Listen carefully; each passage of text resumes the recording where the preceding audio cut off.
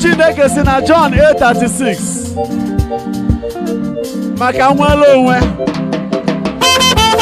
If the Son of Man sets you free, you are free indeed. I am free indeed. Somebody shout this 7 times. I am free indeed in Jesus' name. Be free indeed in Jesus' name. Be free indeed in Jesus' name. Be free indeed in Jesus' name. Be free indeed in Jesus' name.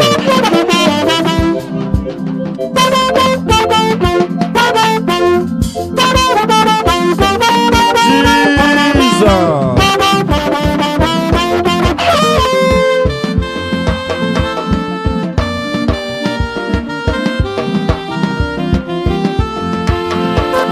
Chineke ga-abịa nụrụ gị agha ka ọ ga-esi mee mmadụ ama arọ mana ị ga-enwere onwe gị. Are you ready to be liberated? Tigwe Nwachukwu aka ọzọ sị get ready to be liberated. Get ready. Are you ready?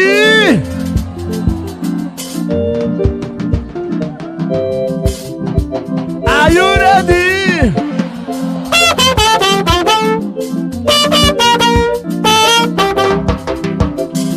Onye na-eme mma bụ n'Jizọs. Agụ na-eche mba, aga imere ogbenye ọbụla ezele. Agịga agba nara ekele. Jizọs. Eze ebube.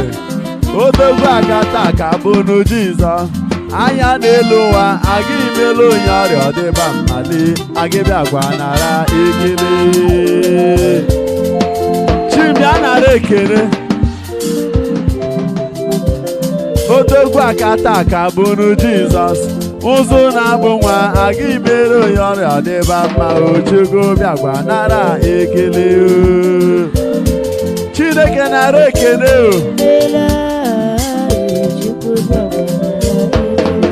Ụmụ adoration. Okwu Chineke si na Psalm 124:7. Anyị dị ka nnụnụ nọ na keji. Keji a wee mepe. And we have escaped. Say, I have escaped in Jesus' name.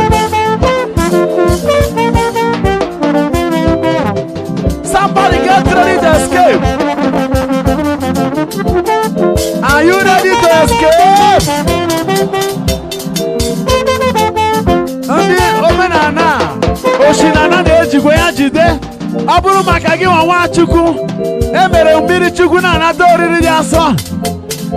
You must escape. I am escaping. I have escaped. Shout it, shout it. I have escaped. Woo! Escape, escape, escape. Begin to escape. I am no more in the cage.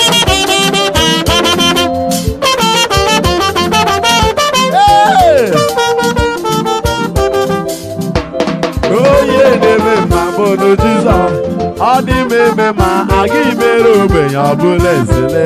Aga bịakwa nara ekele. Chukwu emeela. Chukwu emeela. Odogwu akata aka bụrụ Jizọs. Anya n'elu ụwa aga imere ihe ọjọọ n'ebe mmali.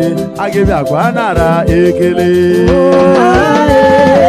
Chineke imeela. Onye jeje mba bụ Jizọs. Okuko ọma jeje mba aga imere ihe ọma ọbata ụlọ m. Aga bịakwa nara ekele. Okuku jeje mba, okuku jeje mba. Okuku ịba m. Kedu ihe ị na-etu ya?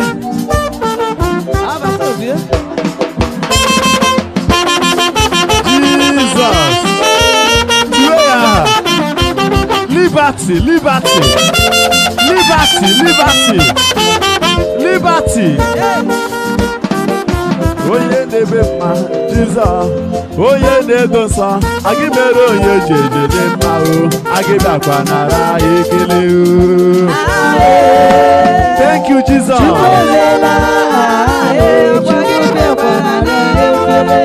Kedu abụ ị ga-abụ mbọsị ahụ? Kedu abụ ị ga-abụ mbọsị ahụ? Chukwu emeela, Chukwu bịakwa nara ekele. Onye na-eme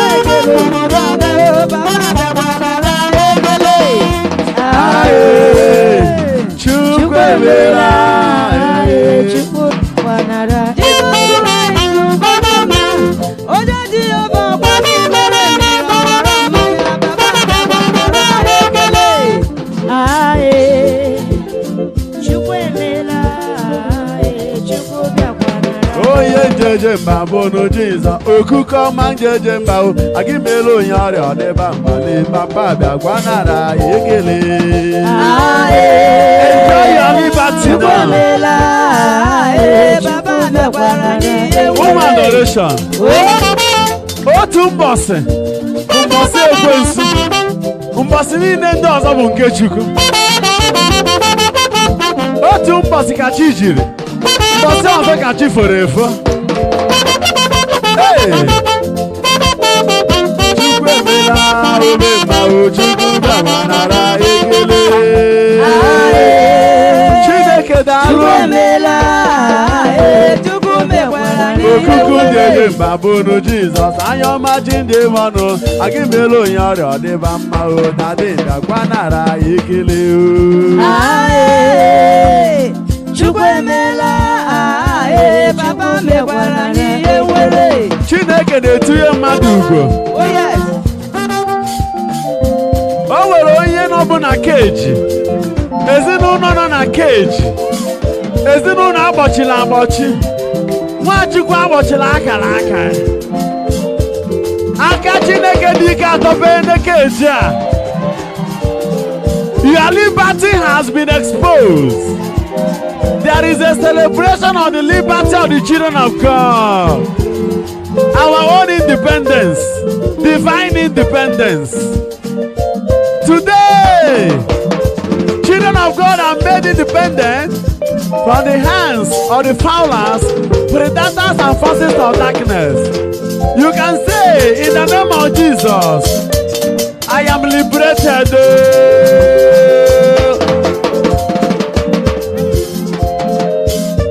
Jesus.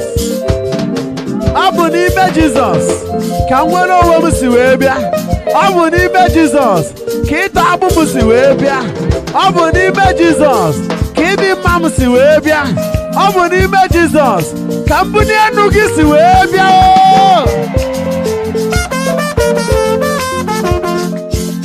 Jizọs.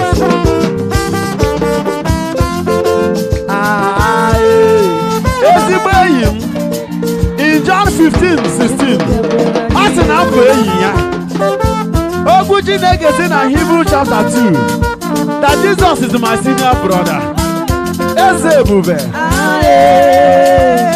Chukwu emeela, Chukwu bịakwanara. Oye mosheri mama kama seri makaya mashiba. Be liberated now in Jesus' name. Onye eji were onwe ya n'aha Jizọs. Ezinụlọ aka ji n'ebe a were onwe ya n'aha Jizọs. Anọrọ ebe a si echi na aja jiri ọkụ in the Holy Ghost. Nshi na aja nọ n'ezinụlọ awụrụ ọkụ Holy Ghost. Agwụgwọ niile, agwụ oshinana niile gbachiri ụzọ ezinụlọ a. Ọkụ wuru ya na Holy Ghost. The Holy Ghost. The Holy Ghost. Eze ebube rụwa ọrụ gị. Onye na-ebe mma bụ Jizọs. Onye ọma njeje mba o, agị mere mmiri ọghọrọ mmanya, agị bịakwa nara ekele o. Eze ebube. Chukwu emela. Imela. Chukwu mekwara n'ihe nwere. Okwu Chineke sio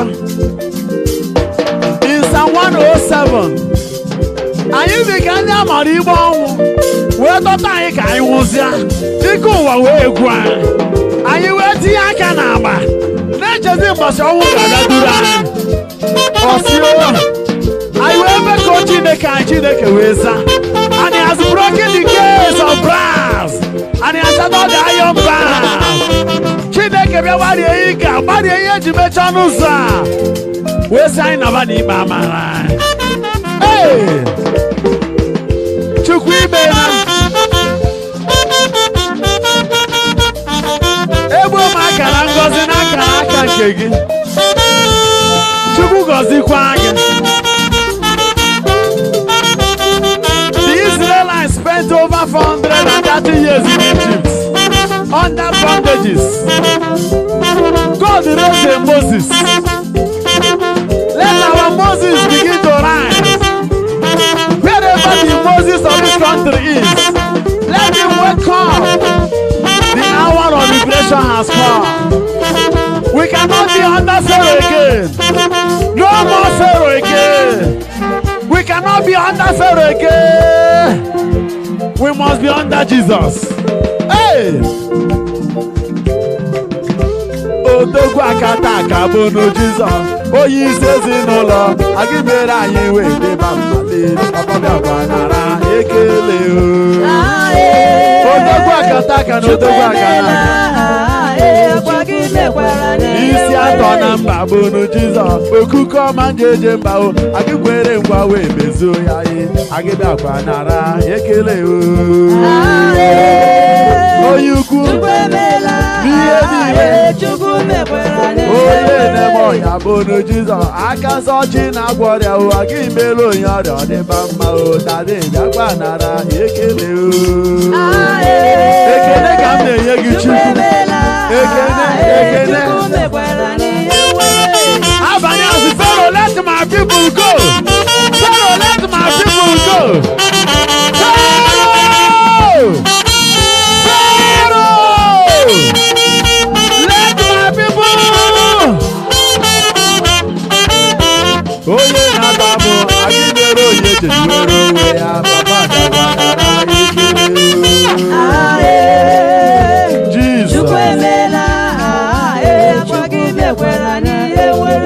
Okwu Chineke sio Exodus chapter 6 verse 6 o wee sio na Chineke gwusi na aka ji ndị ya na awụ adị ama njikwa ha ọzọ n'oge nwere onwe erugo Nwachukwu oge nwere onwe ezinụlọ gị erugo oge nwere onwe biznes a erugo oge nwere onwe destiny gị erugo Nwachukwu oge ụgbọrọ ma ị ga-eji nwere onwe gị asị m na olugokwa ọ gịnị ka ị na-eche Jizọs anwụgokwa n'elu obe ihe ji mee ya ogbenye ka ị bụrụ ọgaranya ihe ji mepụọ ya arụ bụ ka akwachie gị ahụ ihe ji mee ya onye ọrịa ka ị bụrụ onye nwere ọgwụgwọ nsọ ihe ji gbuo ya bụ ka mụ na gị wee dị ndụ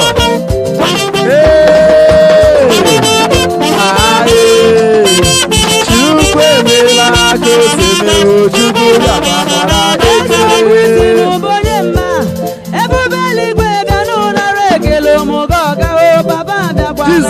ekele.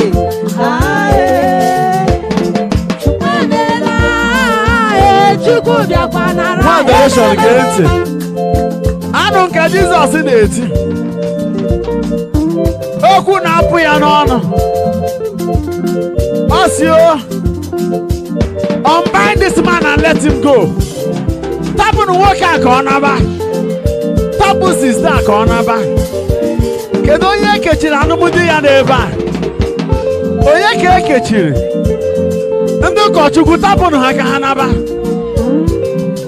Onye amụma tapụ ya ka ọ naba. Aka ejidekwa na onye ga-atọ gị n'agbọ.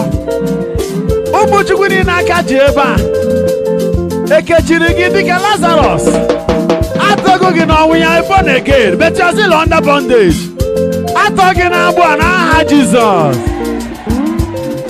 You must enjoy the liberty of the children of God. I can do well on, I can be well on. You get well on, I get well on. And you get well on, I get well on. I catch you about one, I catch you about one. Oh, look on my gabaji. I catch you about one up here now, Jesus. Oh, why not someone with no one now, Jesus? Couldn't one now, Jesus.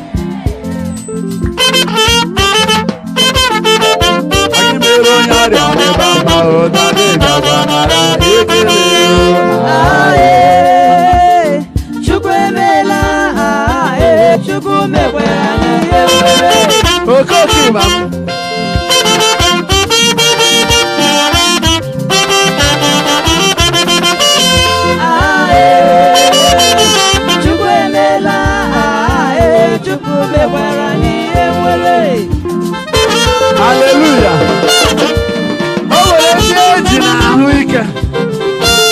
Oh, God, but I don't know. Everybody doesn't know what I don't know. Oriana can Oriana Kebe. Yanyaname. You so know to Nima.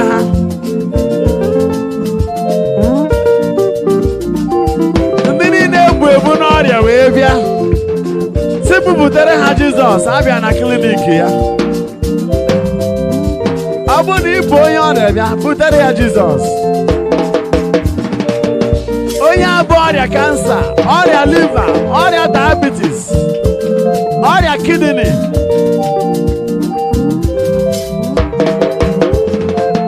But that's the one of Jesus. You are going to enjoy the liberty of the children of God. Jesus.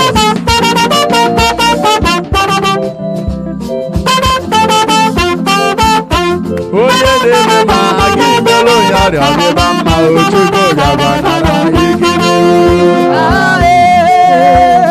Chukwemela, chukwumekwarani ewere.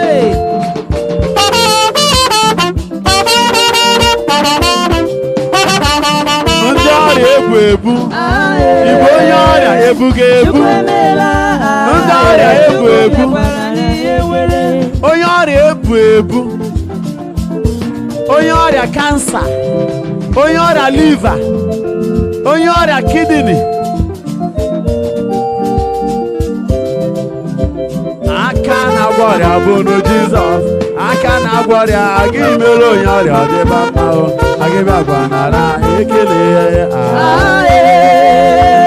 Chukwu emela, Chukwu zakwara n'ebere.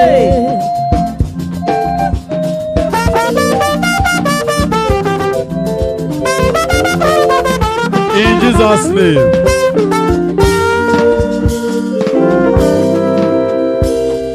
Excuse me. Asị ndị ọrịa enweghị.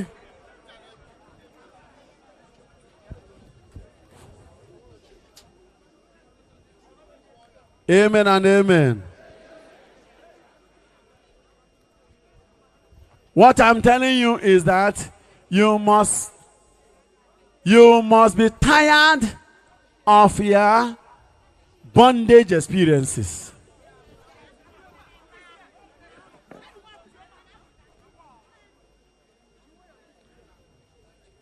Excuse me. Because there are always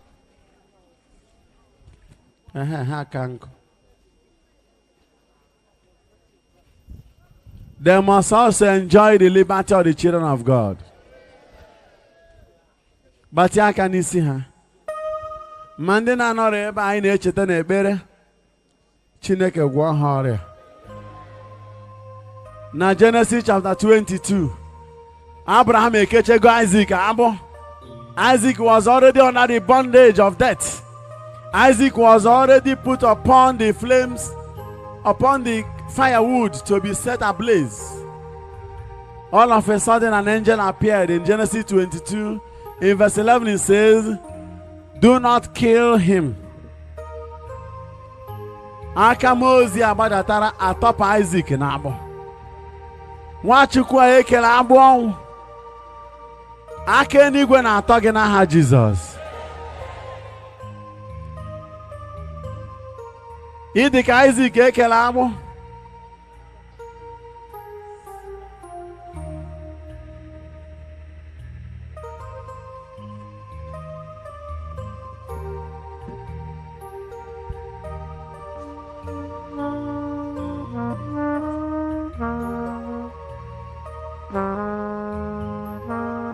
Gị nwa dị ka Isaac ekego gị agbụ ọnwụ. Nke na any minute from now you will die. Mana mmụọ ozi Chineke na-abịa wee na-ekwu that you will not die. We Nigerians will not die. Even economic hardship cannot kill us. We must be emancipated. We must be liberated. Ọgwụgwọ nsọ Chukwu bịara. All of a sudden, Naaman the Syrian, who was under the bondage of leprosy, came to Elisha for healing. Elisha told him to go and wash 7 times in the pool of Jordan. That, after hesitation, he did. Whereby na Miriam, who was a sack, and he was healed. We do not know whether he was healed by the first dip or fully healed after the 6th dip, or when the healing started was the last dip. Ihe anyị mara abụ na o mesiri dị mma.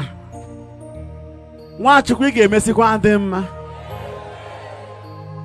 Amara m mbọ na ịgbagoro maka ọgwụgwọ nsọ gị a. Nke taa nwere ike bụrụ nke ugboro 7 yazi. Ị ga-ejiwere onwe gị. And you will enjoy the liberty of the children of God.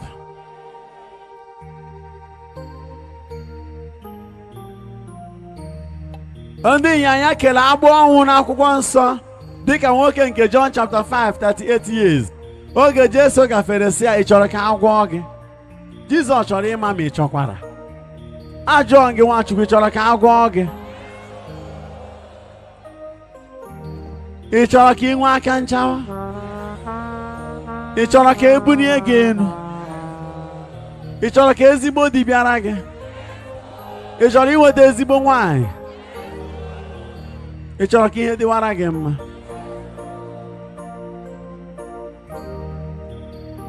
Maka anụ nke ọ na-asị nwoke a kunie chiri ute gị naba. Amara m arụ onye nwoke anọgo n'akụkụ mmiri, mana ofu mbọsị ka Jesu bịa sị ya, chiri ute gị naba. Kunie chiri ute gị naba. Ajọ mmụọ niile ji nwoke a aka na ụkwụ jawara aja nwụ hapụ ya, nwoke wee dị mma. And that day was his day of liberty. May today be your own day of liberty in Jesus' name. Ogwu Chineke si na 2 Kings chapter 7, and Elisha, the man of God, gave a prophecy. By this time tomorrow, a bushel of rice will be sold for half a silver coin, half a kobo. E nwere nwoke president na-atụkwasị isi n'aka ya, his second in command, Osio, nwoke a wee sị, ọ bụgodịrị na eluigwe ga-emepe, ọrụ ebube dị otu e were wike mee. Ebe agụụ gbugoro anyị ahụ ịsaa, ka onye amụma ga-asị anyị na amani echi na a ga-elewe ofu akpa rice kobo na tọrọ. Onye amụma wee tụgharịa sị nwoke a, ya ọrụ ebube a ga-eme, mana ịma ndị ndụ wee rie uru ya. Emeketekwene si no when the man of God says yes under the anointing of the Holy Spirit. Amụma ka a na-ebu n'isi gị, n'aka ajị gị ga-ahapụ gị. Do not doubt it. Don't ask me how. I'm giving you a prophetic statement that in a nearby future, many countries will depend on Nigeria for their livelihood. Most of our children in the foreign countries will come back home. Nigeria will become so and exceedingly prosperous that there will be no need to travel abroad. How it will happen, I don't know, but I can see it happening. By tomorrow, the 4 lepers entered the city, and the Syrian armies abandoned their rice and their products and ran away. Of course, you knew the story. There was abject hunger for 7 years. Agụrụ bugidere bụ arọ asaa. Ndị mmadụ na-egozi nshi pidgin. Mechaa bube nwa ha na-eri. Amụma wee mezuo. Mana ka ndị mmadụ na-agbazi ka ha jee bute nri ndị amị a. Nwoke a sị na ihe ama mme wee nọchie ụzọ. Azọgburu ya zọpụ ya eriri afọ. He died. Ekpere m bụ na ị ga-adị ndụ were hụ mgbe ihe a ga-emezu. When you are not there again, say the quantum bogame, the quantum me homa game, the quantum oguan sagabia, the quantum macan chawagabia. I got them on the game macando. Macaniga dendo na lande dendo. A man korogi han akuko. A man touch off of far, a bewelacon about you will eat the fruit of your labor. So I decree liberty for you. Any blessing of yours that's still under the cobweb of Satan, any gift of yours that's still under the chain of the forces of darkness, any part of your life that is covenanted to the covens and to the occult world,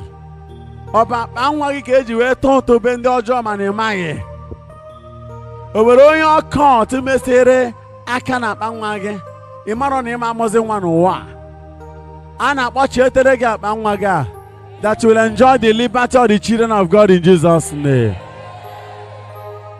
Ọ gịnị ga-eme bụrụ onye ikpeazụ n'obodo olugo mgbe ị ga-eso na ndị isi Chukwu gọzie gị spiritual liberty now in the name of Jesus. Chukwu n'aka ka ọ dị n'ikuku. Amashira bakiara masama kote moshira bakuma.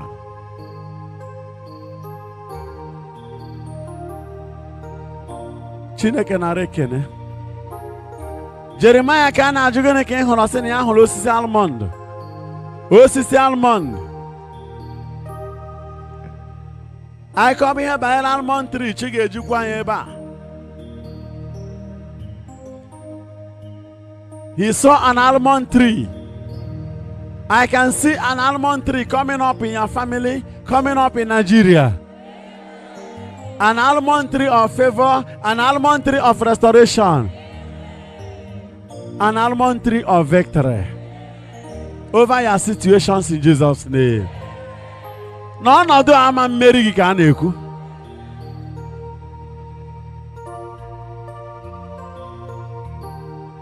Ị ga-emesi akọ akụkọ ka o si wee mee.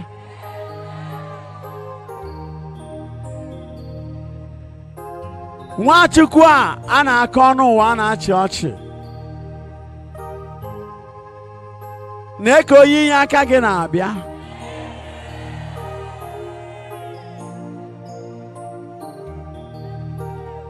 Olileanya ka dị.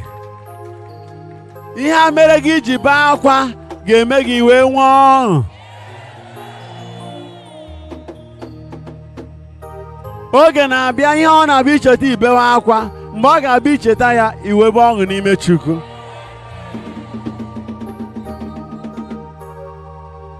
This your story, this your history will be his story, God's own story. Saa gọzie gị maka liberty. Onye gwara ọkpụkpụ jawụla aja nwụrụ anwụ na Ezekiel 37 na ọ ga-adị ndụ ọ ga-ekwe. Ọkpụkpụ nwụrụ anwụ. Echefuo n'ọkpụkpụ a, onye gwara ọkpụkpụ a na ọ ga-adị ndụ ọzọ. Ọkpụkpụ ama nkwekwa o. Ebe ọkpụkpụ nwụrụ anwụ ga-emesi adị ndụ ọ bụzi gị nwa. Achọ nke akwụsị egwu niile a wee gwa gị okwu a ka ọ banye gị na ntị. Chineke mere ọkpụkpụ nwụrụ anwụ dị ndụ ọ bụzi gị nwa ka ọ gaghị agbanwe ọnọdụ ya. Onye nwụrụ anwụ atụfu ọkpụkpụ ya n'onunu, ọkpụkpụ olekachago. Ọkpụkpụ apụtachago n'onu pụta n'aka nke ọbụla wụsara onwe ya. Chineke were okwu onye amụma fiksikwe ya bak. Anụ arụ wee si n'elu batakwa ọzọ onye okike. ọgbụgbụ a wee dị ndụ ọzọ. Ọ bụzi ezinụlọ aka ọ gaghị etinye ndụ n'ime ya. Do not doubt what God can do. There is still hope for you. Get ready to enjoy your liberty. Ajụna ka ị ga-esi wee pụta n'ọnọdụ a. When in Acts chapter 16, the generals of God, Paul and Silas, were locked up. They didn't know how they will escape. In verse 25, they only started praises and worship to Yahweh. Ka anọ na-efe Chineke na-aja Chineke mma, earthquake wee mee. Enigwe wee bịa ọgụ. Nwachukwu mana enigwe ga-abịara gị ọgụ. You must enjoy your liberty. Jee dee ya, jee dee ya. Ihe anyị na-ebe n'akwa ịmara ka ị ga-esi wee were onwe gị. Enyemaka ga-esi na Zion were bịa n'aha Jizọs. I kwere na nke a? Time for Jesus. Time for Jesus. Amen and amen. Nwee gbatị aka ngọzi n'aka nke gị. Liberty. Isaiah 27 verse 1 sị na mbọsị aha ga-adị egwu. Na Chineke onye ukwu, Chukwu nke si na nke igwe ndị agha mbọsị ahụ ga-eji ogologo mma agha dị nkọ, a sharp and cruel sword, and he cut off the head of the Leviathan. Crocodile, ajọ mmụọ ntagbu ahụ nke bịara mee n'obodo anaghị aga aga. Ajọ mmụọ ahụ nọ n'orimiri na-atapịasị akụnụba ụmụ Naijiria nke ndị na-azụ ahịa, nke na-esizi kọntena ha. Agụ iyi ọjọọ ahụ nọ n'ezinụlọ gị, nke na-egbochi agam n'iru. Na mbọsị ahụ na obi n'igwe ga-abịa jiri aka ya bee ya isi. Ụzụ akwa ga-afịaba ekwensu very soon n'isi ụmụ Naijiria. Mmadụ boro ego unu gbapụjewa obodo oyibo. Onye ahụ ga-anọ n'obodo oyibo wee nụ na Chukwu gọzi gị na Naijiria. Gwa ya nwanne gị sị Chukwu ga-anọ n'obodo a gọzi gị. God will bless you in this country. I can see God blessing you in Nigeria. I can see your blessing in this country. Amen and amen. I kwere na nke a? Fere Chukwu aka.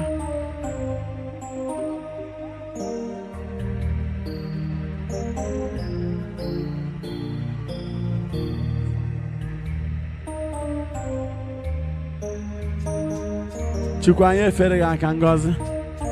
Nwere onwe a ga-abịa na ntụmanya. Agaghị akwado ya akwado. Agaghị plan ya plan. It will just happen like that.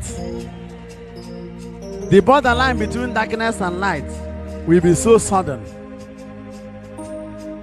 It will be immeasurable. It will be indeterminate. Only God can determine it. Ọ bụ nyanya ka ị buru bịa ebe a, nyanya ji gị n'ọlụ. Olugo mgbe ị ga-enwe the liberty. Liberty of the children of God in terms of health. God says that you shall prosper and you shall be of good health, even as your souls prosper. May your souls prosper in Jesus' name. I believe in the prosperity of God's children. Ụmụ ọgbọ ga-ekwesịghị na-eme gị ihe n'aka. Ebe bụ Nwachukwu. O nwere ka ọ dị. Moses nwanyị dị ntị njọ. Okeke nwanyị dị ntị njọ. Onye kwesịrị ịnọ n'elu nọzi n'ana. Ugbu a ụmụ Chukwu niile nọ n'ana ga-adị njikere ịgbago n'elu. Oge agụ ntagbu bịara ọgụ na Revelation chapter 12. Nwanyị na-achọ ịmụ nwa, a woman in labor, and the dragon came to destroy. Suddenly, Archangel Michael appeared from heaven. Revelation 12:7 said that Archangel Michael appeared and pursued the dragon. Nwanyị a na nwa wee nwere onwe. Amara m ajọ mmụọ nke bịara ọgụ n'isi gị. Ọnụgo na-ewere ihe ọma na-achọ ime na ndụ gị. Ọnụgo na-ewere amara na-abịara gị. O were bịa ọgụ. Ekwensu were bịa ọgụ. Mana ndị mmụọ ozi ga-abịa nụrụ gị ọgụ. Beko ndị mmụọ ozi n'aka gị dị n'ikuku.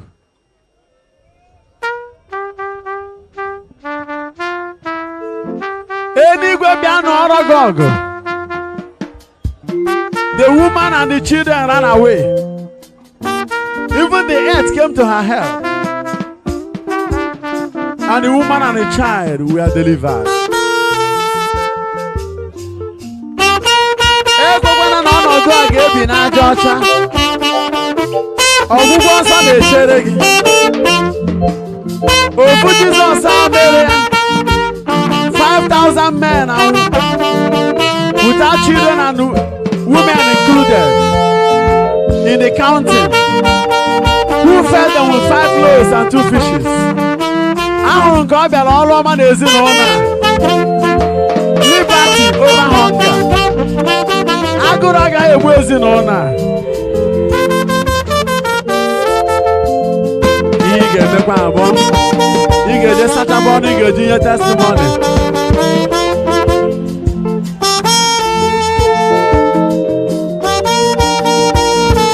Ihe a ga-abụzi akụkọ ụwa. Ọrụ ebube na-abịa n'isi gị ugbu a.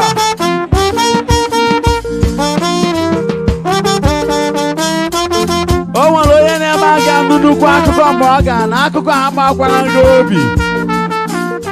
Akụkọ a ga-adị ọjọọ na ntị gị, mana si na ya bunye Chineke elu n'aha Jizọs.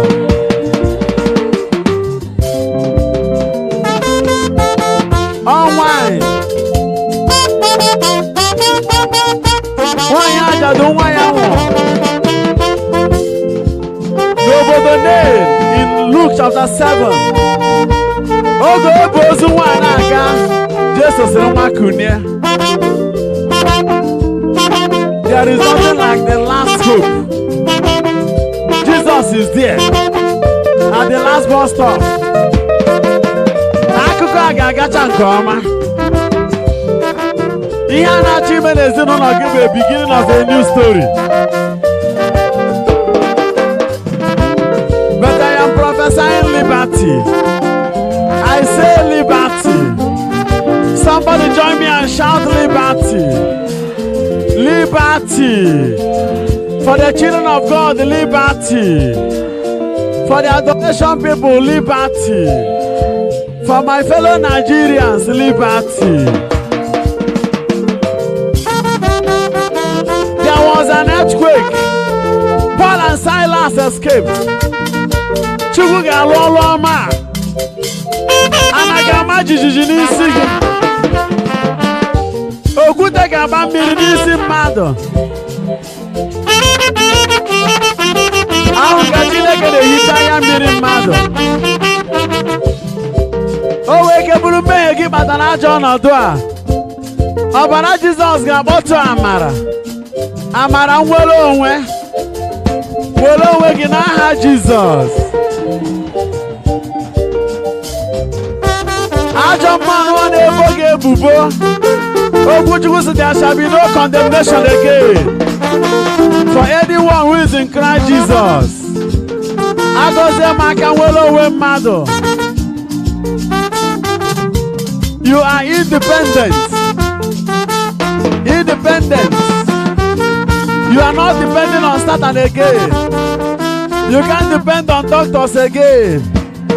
Say, I am independent over the forces of darkness, but I am dependent on God.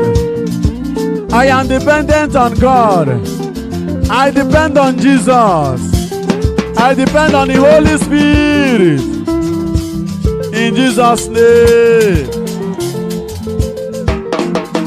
Mezie ka ọ bụla ebere ka aka gị dị n'ikuku were okwu gbawa Chineke okwu.